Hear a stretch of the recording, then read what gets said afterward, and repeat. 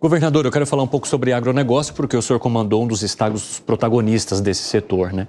Como é que o senhor vê o desafio do agronegócio brasileiro hoje para ser dominante em produtividade e manter essa alta escala que tem, competitividade com outros países, mas também se alinhando à agenda ambiental, que é uma cobrança muito grande e que acaba caindo também sobre este setor? Olha, apesar dos pesares, né, o agro continua, de certa forma, carregando o Brasil nas costas. Nas exportações, no superávit exportador, nos empregos, no PIB. É claro que você tem a participação dos outros segmentos, serviços, comércio, indústria. A indústria tem um papel fundamental, mas o governo só não pode atrapalhar o agro. O governo tem que ter políticas públicas sempre de encontro ao agro. Agora, por exemplo, acabaram de editar uma medida provisória em relação à questão dos fundos, COFINS, PIS, que o pessoal do agro está dizendo, vamos parar de produzir. A indústria está polvorosa, porque é um absurdo. O senhor fala em relação à compensação por conta da desoneração da folha de pagamento. Para compensar essa medida aí, quer dizer, é uma sanha arrecadatória incompreensível. Mas outra coisa, que é um erro do governo do PT, faz as coisas na calada da noite, sem discutir, sem conversar, sem dialogar, sem ver o que isso vai trazer de consequência para uma indústria que já está sofrida. Porque, como eu disse no início, não tem recurso, não tem dinheiro do governo injetado para poder apoiar a linha de crédito, essas coisas. Não há nada disso. E, de repente, vem uma facada dessa nas costas, sem que ninguém tenha sido informado. Está todo mundo contra essa medida provisória, que é um absurdo. Você não ataca de forma tão afrontosa, não é nem especulativa, de forma tão assim, grosseira, setores que estão dando certo, como o agro.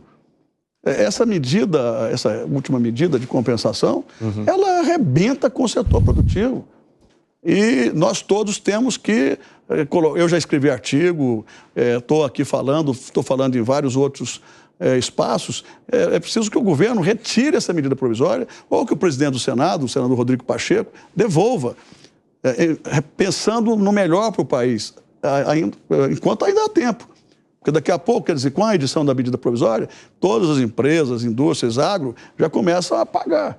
Daqui a pouco não fecha a conta, daqui a pouco começa a demitir, daqui a pouco começa a fechar a porta. Então, são coisas assim que, tão absurdas, até parecem inimagináveis. Parece que a gente está vivendo num outro planeta. Vai lá, Wilson. Governador, aproveitando também, a imprensa internacional e nacional fala muito sobre o desmatamento no Cerrado e vincula muito essa relação em cima do crescimento do agronegócio. Como que equilibra essa história? A questão do ESG, ou da sustentabilidade, precisa se casar com a produção de alimentos. Um precisa entender que o outro é absolutamente necessário. Se não fosse do ponto de vista preservação, pelo menos do ponto de vista econômico. Eu disse aqui há pouco tempo atrás, daqui a pouco a gente vai ter, já temos hoje, mas vamos ter políticas fortíssimas de dumping em relação aos estados, aos países que não preservarem. Muitos dos produtores de agro já compreenderam isso. É impressionante a tecnologia que a gente tem no agro, aplicada ao agro hoje. No algodão, na soja, na cana-de-açúcar, no milho. É uma coisa impressionante. Você hoje tem fábricas enormes, plantas enormes, por exemplo, em Mato Grosso, agora Mato Grosso do Sul, do etanol à base do milho, que era algo que só existia nos Estados Unidos. A tecnologia para a cana é algo extraordinário. O operador de máquina, ele é treinado, qualificado para operar um computador. E tem um salário, uma renda altíssima. Então, o agro, ele não cresceu só porque é agro, porque produz alimentos, é porque o setor soube agregar valor, soube agregar tecnologias extraordinárias e soube se preparar, se qualificar, preparou a cabeça, se preparou do ponto de vista também financeiro, da gestão financeira, e o agro foi embora. Não é por acaso. Até os menores hoje, que têm menos recursos, também estão se utilizando senhor acha que é o quê? De ferramentas tecnológicas. Uma dificuldade de comunicação para se separar os bons dos maus? Porque o que o senhor está mencionando é o agronegócio que faz da maneira correta, o agronegócio que investiu em tecnologia, o agronegócio que tem procurado aumentar a sua produtividade sem necessariamente fazer com que a sua área cresça. E nós temos também a parte de produtores irregulares que desmatam, que de alguma forma entram nesses locais. Muitas vezes há uma análise e se coloca tudo no mesmo bolo. E é isso que irrita quem leva o agronegócio da maneira correta. O senhor acha que há uma necessidade maior de comunicar e de se separar em caixas diferentes esses dois grupos? Talvez seja. Em nenhuma atividade, nenhuma área é possível você apoiar quem comete crime, ou quem comete ilegalidade, abuso, quem degrada. Isso vale não é só para esse fato, esse ponto que a gente está tratando. Vale para o MST, por exemplo, para a invasão de terra. Nos meus governos, nunca houve uma fazenda que tenha sido invadida, que não tenha sido reintegrada. Chegava o mandato judicial, imediatamente se cumpria a lei. E eu fui extremamente rigoroso com isso nos meus 4 mandatos. Não havia anarquia em relação à questão rural em Goiás. Do mesmo jeito, também tem que acontecer em relação a quem burla a lei, burla a fiscalização, burla o ambiente e degrada, porque o que está acontecendo hoje vai ter consequências daqui a pouco. Consequências para o meio ambiente, nas mudanças climáticas. Vai acontecer o que aconteceu agora no Rio Grande do Sul, mas tem hoje um problema que é do bolso. Daqui a pouco as pessoas, os produtores sérios começam a perder por conta de um ou outro que não está ligado nisso, que está fazendo algo que está errado. Bom, a gente está caminhando já para os minutos finais, então acho que dá tempo de fazer mais uma rodada. Vai lá, Langani.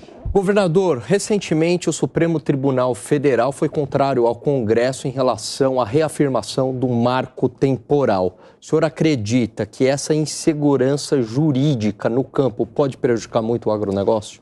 Eu ouvi muitas reportagens de pessoas, de famílias que já estão em suas terras, no Sul, por exemplo, eu ouvi muito isso, no Centro-Oeste, há um século.